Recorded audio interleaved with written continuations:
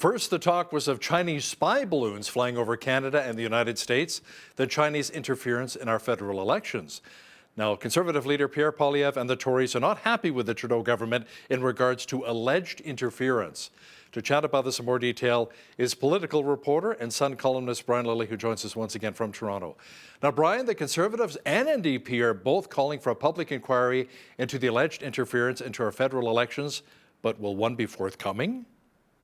I don't see that happening, especially not with the announcement Monday night where the Prime Minister came out, and I think he had 8 different action points that showed he was doing a lot of stuff, but none of it is actually going to deliver what Canadians need, which is confidence in our electoral system, confidence that China is not interfering in a way that changes the outcome of the elections. And, you know, I seem to have a different definition of that than the government. They seem to think it means change all 338 ridings. I mean, one riding. One riding being changed is too much. So I don't see, unless they're forced or shamed into it down the road, I don't see that happening. Monday night, as I said, the PM announced a lot, but it doesn't amount to much. Now, the Prime Minister did appoint a special rapporteur. Now, how does that differ from appointing a judge to run a public inquiry, Brian? Well, a public inquiry, we'd be underway already, or at least on the way to setting one up, and we would know who was doing it. What Trudeau announced was he will eventually name a special rapporteur, which is just a fancy way of saying he's going to appoint someone to look into this. They're still going to report to him. He's going to be the one who chooses them, says it will be an eminent Canadian. One name floated already is former Supreme Court Justice Louise Arbour. I think that'd be a horrible idea. She's very much part of the Laurentian elite, very much, in my view, very political when it comes to being previous judges. You've got people like former Chief Justice of the Supreme Court, Beverly McLaughlin. Well, she's been sitting on an oversight body for the Hong Kong courts. That's basically giving President Xi a pass. So she's out of contention. People like former Governor General David Johnston, that might be a name that everyone could agree with, but Trudeau's essentially said, I'm going to appoint someone to look at this, and they might recommend a public inquiry, they might not, they'll look at other things, but what they're not going to do is investigate the allegations that are already there, because I'm going to have somebody else do that, don't worry about it, one of his 8 action points. Well, I'm just wondering, too, will there be anything actually done? Because will this be another Justice Rouleau all over again saying, yes, you know, the public inquiry, you know, to the Emergencies Act, we looked into this, and the Emergencies Act was necessary, but this was another special appointee from Justin Trudeau. Is there any real credibility with this, Brian, right? Well, this is why the opposition parties said from the start, they want a public inquiry, but all 3 opposition parties, the Conservatives, the Bloc, the NDP, they all say, we want a say in who is chosen, not just a consultation. Trudeau said he would consult with the opposition leaders. Yves-François Blanchet, the Bloc leader, had the best line on that. He said, consultation with Justin Trudeau means a 5-minute phone call, then he does what he wants. So this doesn't cut it. They want an actual say. Another idea that was put to me was, let all 4 parties, you know, the recognized parties in the House of Commons, put forward a name, and each one of them name someone to a panel and be a 4-person panel that would investigate instead of 1 person. And then you don't have the accusations of a cover-up report, which, you know, you get with the Rosenberg report or the Rouleau report or all these things where Trudeau is handpicking the people, which, by the way, is also the problem with this committee of parliamentarians, the National Security and Intelligence Committee of Parliamentarians that's going to investigate the allegations of election interference. This is not a regular House committee, Hal. You remember covering the Hill? The committees choose their own chair.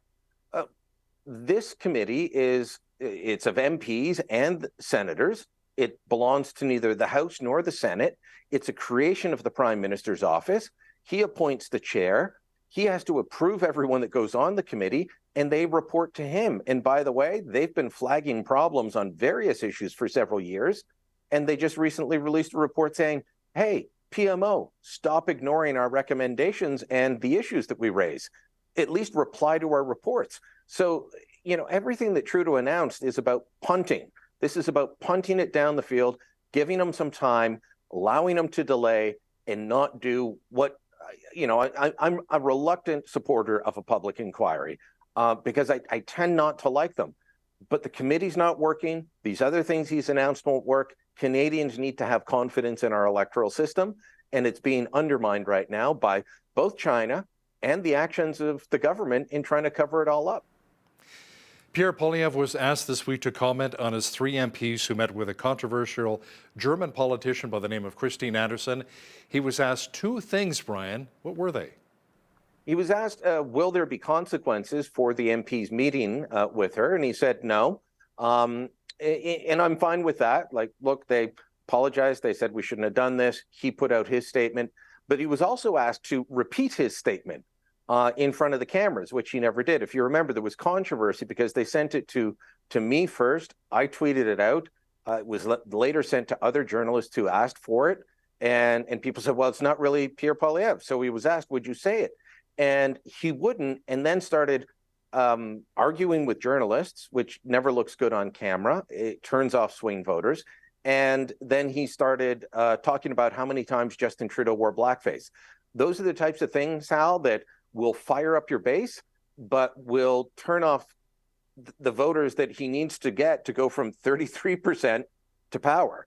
And so he's got to watch himself on that. He's not wrong, but if I were advising him, what I would have said is, quickly restate the statement that he made about Christine Anderson. We don't welcome reviews here. But by the way, why is the Prime Minister trying to lecture us on meeting someone who's said, horrible things about Islam when he hired Laith Marouf using taxpayers' money? You can't lecture me given your actions. And we've apologized. He hasn't. He could have gone that. He seemed very aggressive. I always say, and I've said from the time he entered the race, happy Pierre wins. And if you saw his speech in Hamilton on the weekend, they posted a clip of it. It was really good. That Pierre wins. Angry Pierre won't win. Brian, like you and I have talked about before, the Conservatives have a lot of support out here in the prairies, especially here in southwestern Alberta. But when it comes to the GTHA, the Greater Toronto Hamilton area, it's a bit of a challenge. The 905, you have a lot of Conservatives, the 705s, but the 416, that's where the Conservatives really have to make headway. What's it going to take for the Tories to shore up more support in the Greater Toronto area? Well, look, they do well in the areas around places like Hamilton, and that was probably more than 1,000 people out in the weekend in an area called Stony Creek, which is not the most conservative area in Hamilton. It's my hometown. You've lived there as well. He's at this ballroom that it can be absolutely packed. Doug Ford, the Premier of Ontario, couldn't get that many people out during an election to an event there. And Pierre Poilievre drew them out. So he's doing something right. But what he needs to do is he needs to be able to win those marginal seats, like where he was in Stony Creek. It's a seat that normally goes Liberal, but will flip blue. He needs to be able to flip seats like Markham, which is just outside Toronto. Heavy Chinese population. They're very worried about Chinese interference. But if you notice, Pierre Poilievre is not saying China, he's saying Beijing. He's trying to put it on the regime in Beijing. So, he's got to handle this issue in a way that doesn't alienate Chinese voters, which Kenny Chiu, Aaron O'Toole, and others said, yeah, maybe we went too far last time. It wasn't just Chinese interference. It was also how we framed things. So he's making some good moves, but he's got to be able to win those suburban moms. That's the key. Pierre Poilievre has tremendous support among men. He's making headway in the right areas. Justin Trudeau's falling, seeing his support among women fall. So Pierre has to win over those suburban moms who Stephen Harper won in 2008, in 2011. He's got to win them back. You don't have to be a Liberal to do it, but they really will be turned off by overly aggressive, angry rhetoric. They want to hear what you're going to do for their family, which is what he's been excelling at and what he needs to keep doing. So if a federal election was held today, would the Tories win? Based on the polling I've seen, they'd probably win a minority. If they started at this point at the beginning of the campaign and they ran a really good campaign, they could hit a majority. That part is always going to depend on how campaigns go. Campaigns matter tremendously. As for the Trudeau Liberals, though, look, here's my warning. They look like they're down and out right now, but they can turn things around. And sure, they're not going to win seats in and around Lethbridge. They're not going to win a single seat in Saskatchewan. They might keep their seat in Calgary, their seat in Edmonton, but they're going to do well in the Lower Mainland and in the GTA if this continues. If they're able to turn things around. You can't count them out. They're solid campaigners. They're horrible at governing, but they're very good at campaigning and making you look bad, which is why the own goal that those three MPs scored against their team last week is so bad. And I know a lot of people support Christine Anderson. That's going to turn off the swing voters that you need to win over to your side. And if you think you can govern with 33%, think again. It's not going to happen for the Conservatives. The Liberals barely eke it out. It won't happen for the Conservatives based on where their support is. Lethbridge Conservative MP Rachel Thomas and other Tory MPs have chatted a lot about Bill C-11, Brian. Now it's back in the news. This is the bill that would allow the government through the CRTC to control what you read, you watch, you listen to online. That would also impact a lot of content creators, including those here in southwestern Alberta. Now, this bill passed the House of Commons last June and went on to the Senate. Why was it back in the House? Because the Senate put in a bunch of amendments similar to some that the Conservatives wanted. I mean, look, if you talk to Rachel Thomas, and I have about this bill, we ran an op-ed from her in the Toronto Sun about C-11 this week. If you talk to them, they would say scrap the whole thing. But, you know, they were willing to try amendments. The Trudeau Liberals wouldn't listen. They just kept saying, oh, this is not going to affect content creators. Look, you go across this country, whether it's Lethbridge, whether it's Red Deer, whether it's, you know, any small town, any big city in Canada, you will find content creators who are making a living off of things like YouTube, running courses. There are people who have worldwide followings doing fitness videos that you can do at home. And you know, I don't know about you, Hal, but I should probably be doing them. I should be watching these people. They make money. They make a living out of these things. And the way these rules are going to come in due to Canadian content, well, you'll have a bureaucrat deciding, is it Canadian enough? It'll be like the songs that are played on the radio. The government says no, but they've given the CRTC the ability to do this, to go in and say, well, I don't know, who designed your graphics? Oh, that was designed by someone you contracted online in India. Well, you're no longer Canadian enough, even though you're shooting it on your farm just outside Lethbridge. They're going to be able to do that.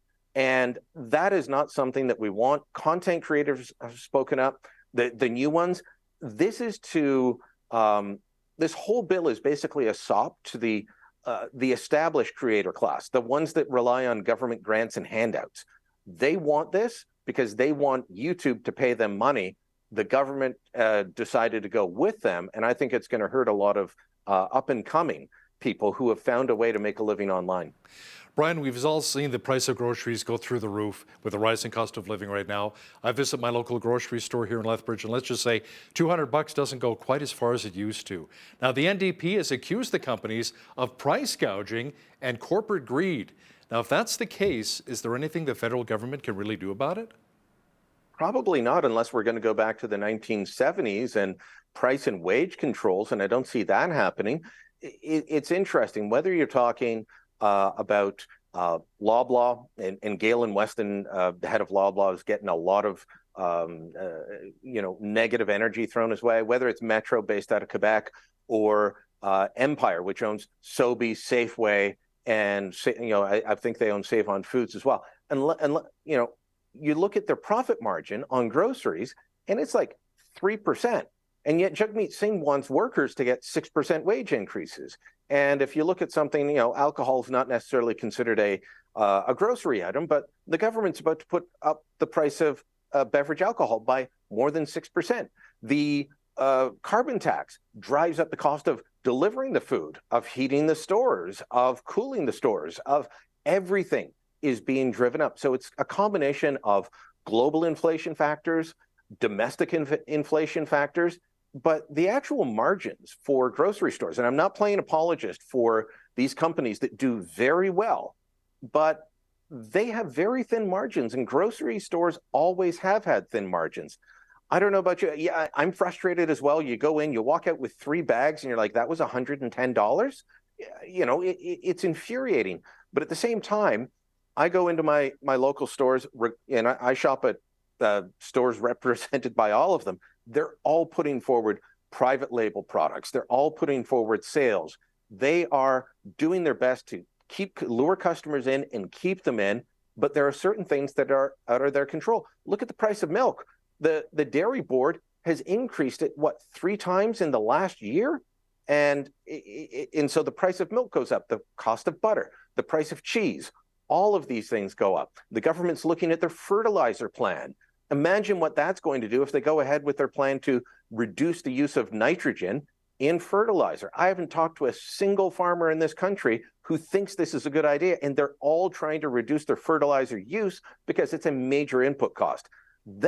Those are the things that you need to be worried about, not hauling grocery store CEOs before a committee to lecture them, which is what this is. You talk to the food professor, Sylvain Charlebois. What does he call this? Political theater. That's what it is. Political reporter and Sun columnist Brian Lilley, thanks so much for joining us today from Toronto. Thank you, Hal.